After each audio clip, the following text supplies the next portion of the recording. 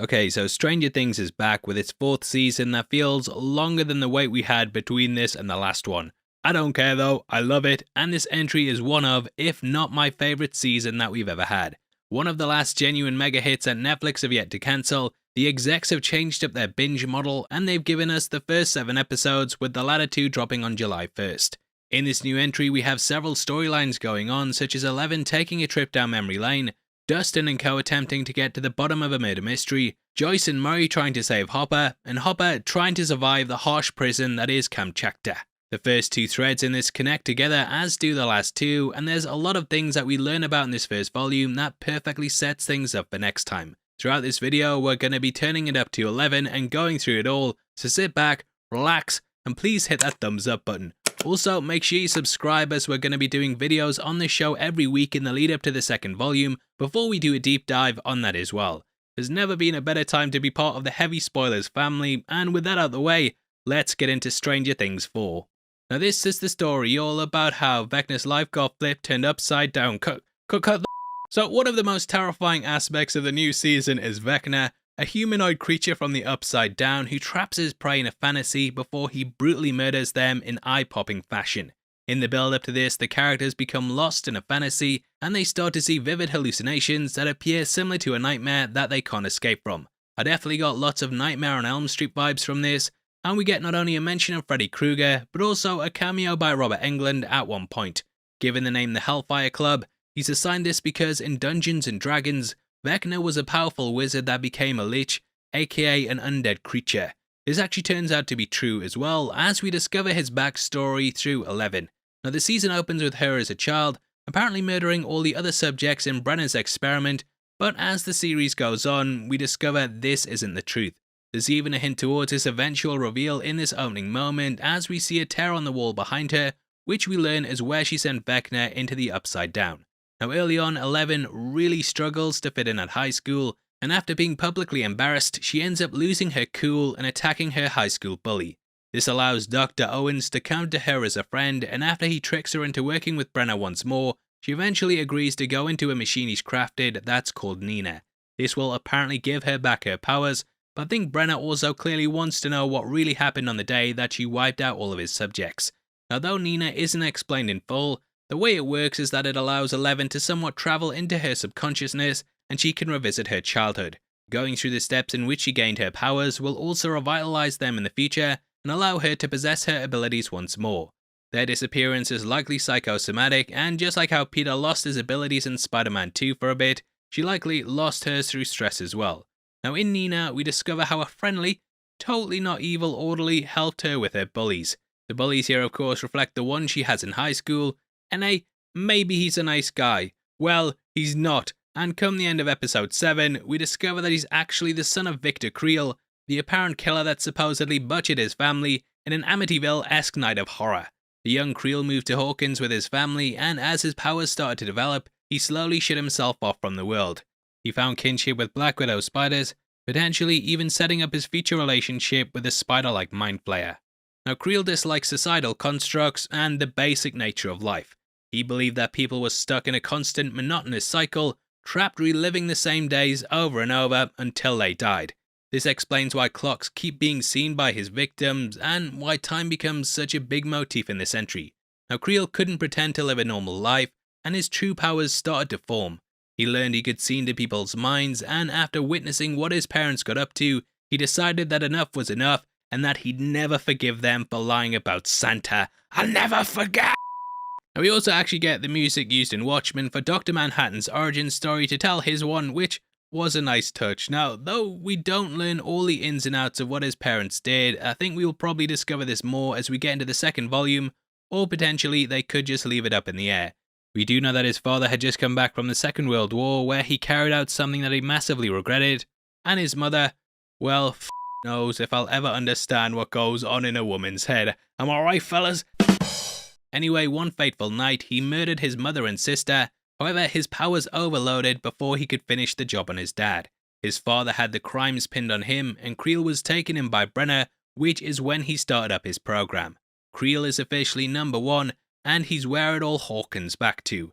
Now, Brenner was unable to control him, but he wanted to duplicate his abilities, and thus he started his plan to create 2 through to 11. Brenner placed an inhibitor chip on him that made it so he couldn't use his powers, and he was enlisted as an orderly, unable to leave the lab. His goal was to simply have this ripped out of his neck, and thus he somewhat manipulated 11 into taking out what he called a tracking device so that the pair could both escape.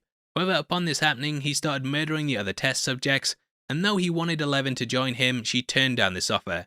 His and 11's arc culminated with her sending him through a tear in the Upside Down, which is where he transformed into Vecna. This links back to Season 1, and we learn that the entire landscape of the Upside Down is exactly the same as how it was on the day that Will was pulled into it. Time doesn't actually progress in this dark dimension, and everything there is exactly the same as how it was on that fateful day. Now I see this ending as not only being the supervillain origin story for him, but it's also very much the tale of 11 getting her powers back. This is of course setting up a massive showdown between the pair come the second volume, but she's beat him once and I think she can beat him again. I think that this will end up leading her back to Hawkins and she'll be reunited with her friends once more and potentially Hopper after Joyce brings him back. This will make it so that she can remain there and protect the area from other threats like Vecna. However, whether Brenner is willing to give her up is another story altogether, and I hope she says Papa don't preach and that she also takes him out as well.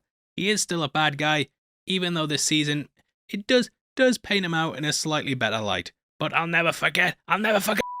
Now this video is sponsored by Established Titles, one of the best and funnest gifts you can give someone. As many of you know, I'm from Newcastle, which is sort of on the border of Scotland, so am I Scottish?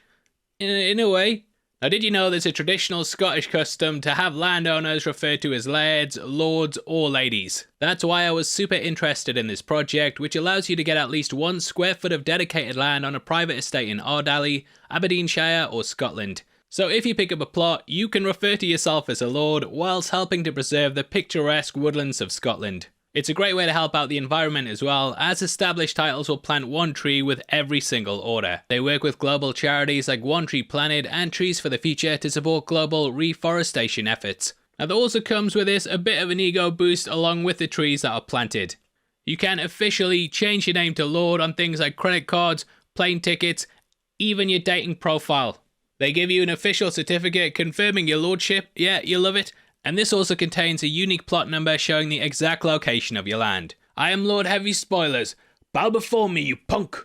Memorial Day is right around the corner and Established Titles have put together a sale where you can claim an additional 10% off any purchase. I've linked it in the description below and all you have to do to claim this offer is go to establishedtitles.com/heavyspoilers and enter the code HEAVYSpoilers at the checkout. That gives you the extra 10% off, it makes for a great last minute gift, and you get to call yourself a lord. So, I bid thee farewell, noble. I shall see thee in the next part of the video. Goodbye, fellow lord. Now though 11 probably has her powers back, should Vecna prove more than a match for her, there are other ways to take him down. Early on in the season, Max ended up being put under his spell and her friends tried to figure out a way to save her before it was too late. There was even one point where I thought the theories about Billy being Vecna were true, but these turned out to be just the creators playing with us as it was revealed to be an illusion. Still, she tried everything that she could to clear her conscience over his death, but it wasn't enough. In the end, she's taken to the Upside Down, and we even see a grave with Myers written on it, a nod to Halloween and the serial killer that Max also dressed up as. Off topic, I also thought the name Baez was a twist on Myers, but I digress. Now, it seems like it's curtains for her, but due to the magic of friendship, yay, her pals figure out that something you love can be used to tether you back to reality. In this volume, it's Running Up That Hill by Kate Bush, which she constantly listens to so that Vecna can't get a hold of her.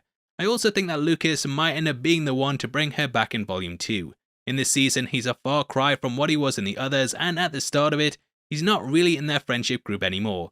Lucas is now a member of the Hawkins Tigers, and he ends up choosing their big championship game over the Hellfire Club's Dungeons & Dragons campaign. He gets replaced by his sister, who continues to be one of the funniest characters in the entire show. Now the song by Kate Bush that allows her to leave the Upside Down matches the problems that Lucas and Max have. As Kate said, I was trying to say that, really, a man and a woman can't understand each other because we are a man and a woman. And if we could actually swap each other's roles, if we could actually be in each other's places for a while, I think we'd both be very surprised. Can't do the voice yet, but you get the idea. Now, Lucas slowly starts to drift back to them, and I think that he's going to be a pivotal person in helping to defeat Vecna. He might end up showing his love for Dungeons and Dragons and basketball, which could be used as a weapon. Either way, there's very much this idea that love will save the day when it comes to the characters, and we have a number of relationships in the season that could end up being used to defeat the bad guy. There's of course Lucas and Max, Joyce and Hopper, who we'll talk about later on, Steve and potentially Nancy, Eleven and Mike, Dustin and his girlfriend, and yeah, just lots of characters. We do learn that Dustin is still with his girlfriend, and we get several War Games references during the hacking scenes. Still bangs as well, go watch War Games. Now there's also the new additions of Eddie and Argyle, who both feel like love letters to 80s movies. Eddie shares the name of Iron Maiden's mascot, and Argyle reminds me a lot of Spicoli from Fast Times at Ridgemont High. In the trailer, we actually get a moment where Eddie can be seen thrashing his guitar in the Upside Down, and it is possible that he uses this as a method to help defeat Vecna later on. Now throughout the season, the party gets split up, as we have one side hunting for Eddie, who's framed for one of Vecna's murders, and the other side trying to prove it wasn't him. Now eventually, they discover how to locate tears to the Upside Down, and Steve, Robin, Nancy and Eddie break on through to the other side. This is where they discover more about it, and in the normal world, Dustin and his pals find a way to communicate with them, and they launch an attempt to get them out. However, as Nancy climbs through, she's taken by Vecna, and not only does she discover Barbara's body, she also learns about the bad guy's past. Now we don't actually see what happens to her, and come the end of this volume, she is trapped down there with Vecna. The Creel home is often referred to as the Boiler Room, and this could be a further nod to Nightmare on Elm Street. Vecna actually takes 11 to 1 as well, and as I've been saying, it's either like poetry, they rhyme, or it's all connected. You can pick whatever crap punchline you want to make you hate yourself slightly less there. Now, I think that the next episode, we're going to get Vecna filling in more of the gaps as he keeps her prisoner. He's also going to torment her over the death of Barbara. It could finally be #justice for Bob. Probably not though, but we will definitely see. Now, they might riff on Elm Street even more and have Vecna pulled into the real world. In the films, that was where Freddy was at his most vulnerable, and it's also where Eleven defeated him. I do think Vecna will show up in the right side up, as we know he can make tears anywhere in Hawkins, and this could be used to launch his invasion. I think that'll happen once Eleven is reunited with Hopper, whose story I want to tackle for the next part of the video before we move into our review, and then I'll let you guys go home. Now for the second time in less than a year, we catch David Harbour in a Russian prison, and we discover that he jumped down to a walkway during the Starcourt Mall explosion. I was kind of hoping that he would have jumped through the tear, but they do simplify that quite a lot, and either way, things kind of go the way that everyone knew they would, because that post-credit scene, it did give a lot away. Now he was of course captured and taken to Kamchatka, and there he meets a friendly guard called Enzo, a man who like American and does not care about country. Now relaying a message to Joyce and Murray, they travel to Russia and try to aid in Hopper's great escape.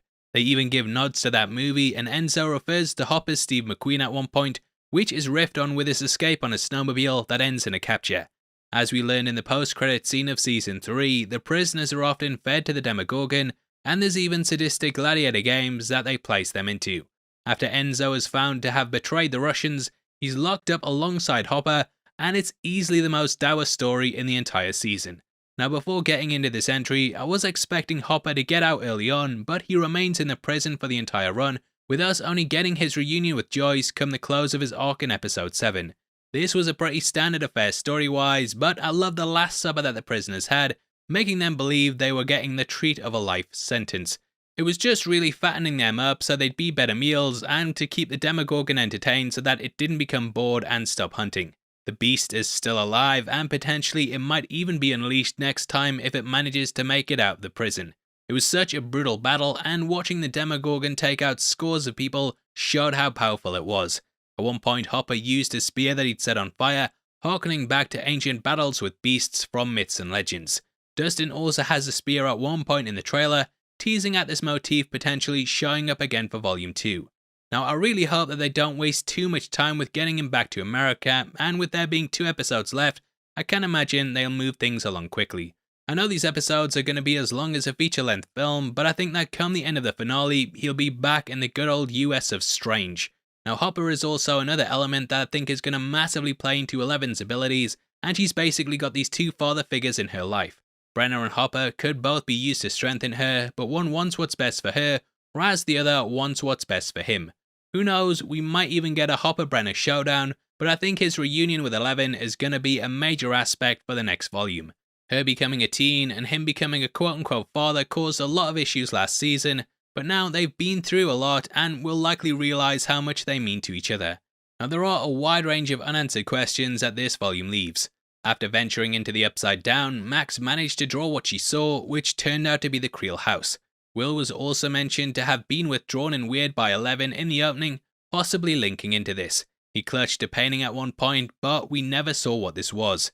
It might have been nothing, but it could also be significant, as his drawings have been major plot points in the previous seasons.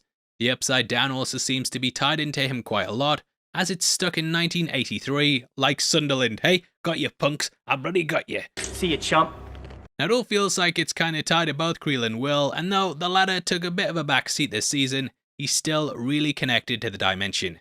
The lights are also a mystery, as they played a key role with Will communicating with Joyce in season 1, and we might see how light, or more specifically electricity, is different in the Upside Down. Lastly, the California lot were able to acquire the program of the Nina machine, and though this story did get a bit lost amongst the rest, I've no doubt it will dovetail into the 11 plot.